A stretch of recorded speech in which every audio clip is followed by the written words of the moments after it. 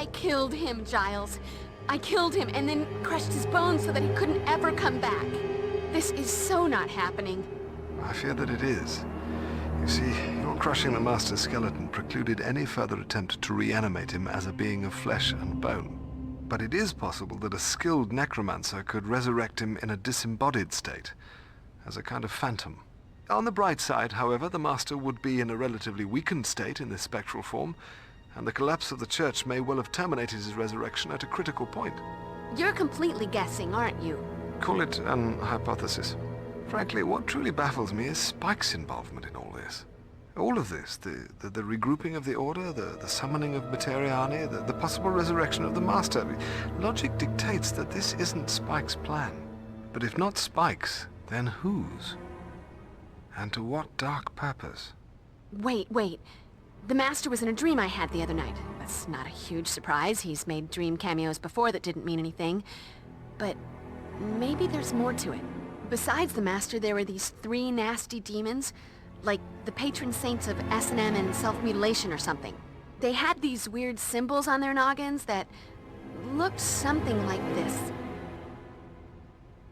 It appears to be a sigil of some kind. I'll add this to the research I'm doing on the tattoos worn by those 2 distinctive vampires you fought. Hey Giles, maybe I should work with this talisman. If I can master the spell that controls it, I might be able to reverse it. That isn't quite how the Tadaka talisman works, Willow. The necromantic power was in the necromancer. The talisman is charged with magical energies that allow the wearer to focus and magnify his or her mystical abilities. It is a potent tool for witchcraft, but I'm afraid that it can also prove quite dangerous. Unless properly controlled, the talisman's power can corrupt the wearer. I'm not entirely convinced that you're ready to handle so powerful a tool. However, in light of recent events, it may be prudent for you to begin training with it immediately. With my supervision, of course. Of course. Gotta keep me from going to the dark side, or just, turning everyone into pigs and making the school disappear. Okay, you guys keep up with the research. I'm gonna go see Angel. If anyone can figure out why Spike's back in Sunnydale, it'll be him. Sure, that ought to be constructive. Time well spent. Provided you don't, succumb to temptation and turn him evil again.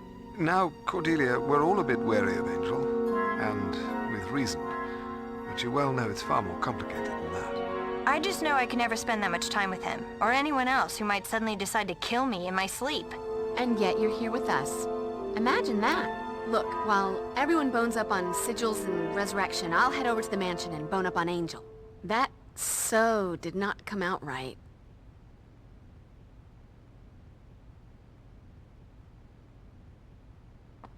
You heard Giles.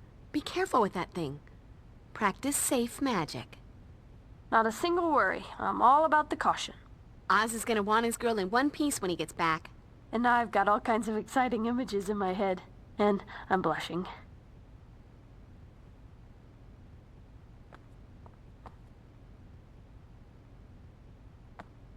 Once again, I believe it's necessary to widen your knowledge of hand-to-hand combat.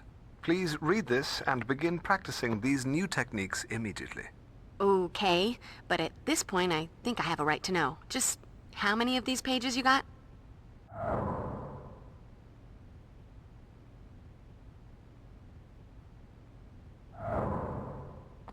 Are you sure we need to involve Tall, Dark, and Brooding? If anyone can predict what Spike will do, it's Angel. Is he the good angel or the bad angel this week? Sometimes I forget. Not helpful, Zand. Hitting the books? That's helpful. Actually, I've developed this bizarre narcolepsy. I read about dusty old magic, just fall right to sleep. If nobody needs me for a snack run, I was thinking I'd head on over to the alibi room to see what kind of info I could intimidate or possibly beat out of our favorite snitch, Willie. Or possibly buy?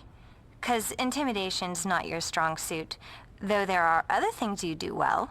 And if I must resort to the buying, that would require cash. Take Cordelia with you then, but try not to take the scenic route. Buff, it's a crisis. What do you take me for?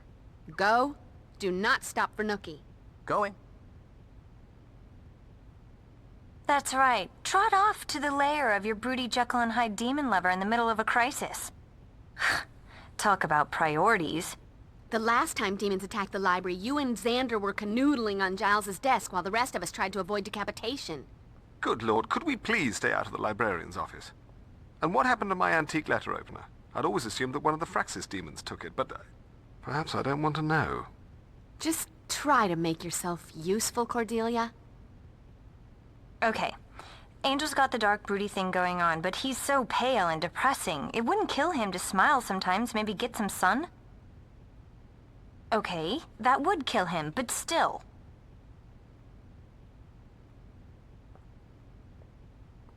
I cannot imagine what could motivate Spike to aid in the resurrection of the Master.